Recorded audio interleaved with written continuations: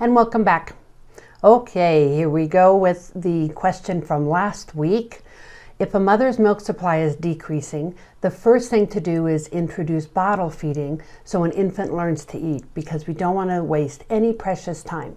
Is that a true statement or is that a false statement?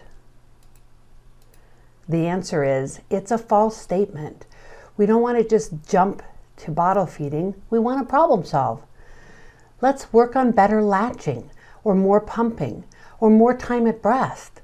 Remember, the first rule is to feed the baby, so bottle feeding will likely need to be introduced at some point for most of the babies in the NICU, but certainly not all of the babies, and certainly not as the first rule, if you will. Remember, bottles are not the only alternative either, especially for short-term periods. You want to think about maybe this is an opportunity to try some cup feeding or syringe feeding or finger feeding if the parent doesn't want to initiate bottle feedings.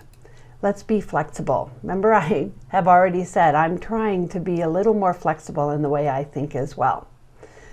And now moving on, here is the question or the statement for this week. Infants more frequently exhale rather than inhale after swallowing when they're eating express breast milk compared to when they're eating formula or water from a bottle.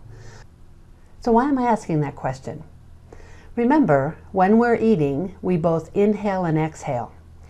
So when we're eating, is it better to, as a baby, suck, swallow, inhale, exhale, or suck, swallow, exhale, inhale?